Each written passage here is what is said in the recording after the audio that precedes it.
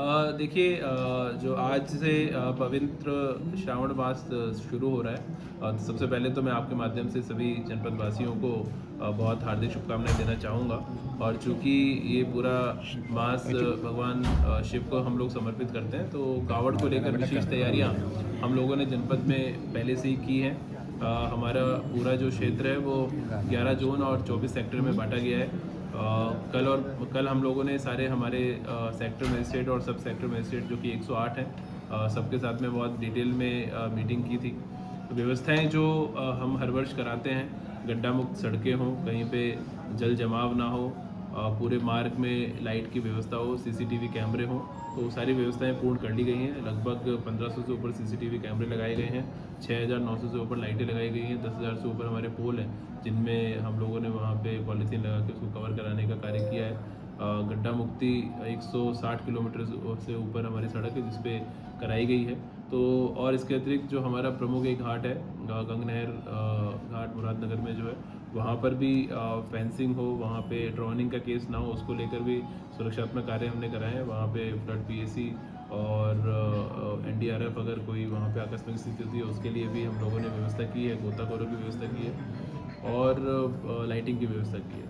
तो पूरा मार्ग मैंने स्वयं 25 तारीख को घूम के देखा था। कल तीनों मैंने एसडीएम्स को अपने अपने क्षेत्र में और सभी सेक्टर और जोनल को भी क्षेत्र में भेजा था।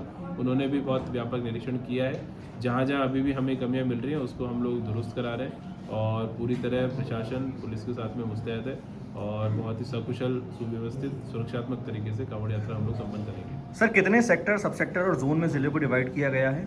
मैंने बताया आपको 11 जोन है, 24 सेक्टर है, 108 सब सेक्टर है। सर, मांस की और शराब की दुकानों को लेकर क्या कुछ गाइडलाइन है? मांस की और शराब की दुकानों को लेकर हमने डिटेल में गाइडलाइन पूर्व में इशू की थी। मांस की दुकानें सभी बंद रहेंगी इस दौरान और शराब की दुकानें वो भी बंद रहती, ढकी रहती हैं वो। और 170 दुकानें हैं जो इसमें प्रभावित हो रही हैं। खाद्य सुरक्षा को लेकर भी 14 टीम्स हमारी एक्टिव रहेंगी, जो अलग अलग जो रेस्टोरेंट हैं, ढाबे हैं, जितने भोजनालय हैं, वहाँ पर स्वादिष्ट सुपाच्य भोजन मिले, मिलावटखोरी ना हो और कोई व्यक्ति छद्म नाम रख के और अपना वहाँ पे रेस्टोरेंट ना चलाए, उसको लेकर भी क्यूआर कोड की व्यवस्था जैसे पूर्व के वर्षों में की गई थी वो इस वर्ष भी की गई है। सर, कई सड़कों पर जल भराव की समस्या भी देखने को मिली थी, जैसे कि देहात क्षेत्र में, लोनी में, कई जगहों पर। सर, उसको लेकर क्या गाइडलाइन? अतिवृष्टि के कारण लोनी में और नगर निगम का जो हमारा क्षेत्र है उसमें कुछ ऐसे पॉइंट है जो निचले इलाके हैं और वहाँ पे तुरंत पानी भर जाता है। वहाँ पे हमने वहाँ पे क्यूआरटीज़ के लिए बोला है कि जैसे ही अगर बारिश होती है, अतिवृष्टि होती है, तत्काल वहाँ पे पंप सेट लगा के और पानी निकासी का काम कर लें।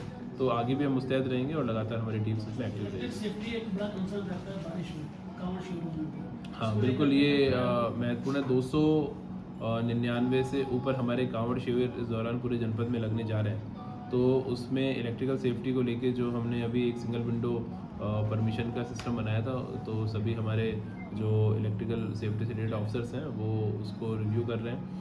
और हमने कांवड़ संघों से भी अपील की है कि जो भी परमिशन ले रहे हैं अपना वहाँ पे लगाने शिविर लगाने का, तो वो शिविर में भी चेक कर लें, अपने इलेक्ट्रिशियन से भी चेक कर लें और भ्रमण के दौरान भी हमारी जो इलेक्ट्रिकल सेफ्टी की टीम्स है वो उसको देखेंगे। सर, कांवड़ रूट पर जो ढाबे होटल संचालक हैं, क्या उनकी पहचान पहले कदम लगाई जाएगी वहाँ तो? वो ऑलरेडी हम लोगों ने क्यूआर कोड बेस्ड सिस्टम किया है। ऑलरेडी उनको जो वो फॉर्म है वो बढ़ चुका है और वो जहाँ पे उनका जिस काउंटर होता है बिलिंग काउंटर, वहाँ पे पीछे मैंने कहा था कि दीवार पे इसको चिपका दें ताकि जब भी व्यक्ति वहाँ पे जा रहा है भोजन आदि के लिए क्यूआर कोड से स्कैन करके डिटेल उसकी चेक कर ले और फिर उस पर निर्णय ले। तो खाद्य सुरक्षा में ऐसे कितने होटल चिन्हित कर रहे हैं जिनके आवेदन अभी आ चुके हैं? नहीं, नए आवेदन नहीं है, जो पुराने रेस्टोरेंट चल रहे हैं तो वो सारे हैं। बाकी डिटेल में एक बार खाद्य सुरक्षा अधिकारी से आपको चर्चा कर लेंगे और डिटेल आपको बता देंगे। सर, भीड़ की क्या शक्य है? कुछ ऐसी इनपुट है कि पहले से ज़्यादा भीड़ होगी और क्या इसमें कोई कैमरे लगाए गए जो काउंटिंग बताए कांवड़ियों की? वो बेसिकली हमारे PTZ कैमरे होते हैं और उसमें AI बेस्ड कैमरे होते हैं जो इसको बताते हैं। नगर निगम क्षेत्र में हमारे पास कुछ एरिया में वो लगे हुए हैं जिससे उसकी काउंटिंग पता लग जाती है। मंदिरों में कुछ जगह पे वो आइडिया लग जाता है, पर एक अनुमान है कि लगभग हमारा प्रत्येक जो शुक्रवार से सोमवार जो पीक डेज होते हैं 1 करोड़ से ऊपर श्रद्धालु विभिन्न स्थानों पे जो हमारे मंदिर है वहाँ पर आएंगे।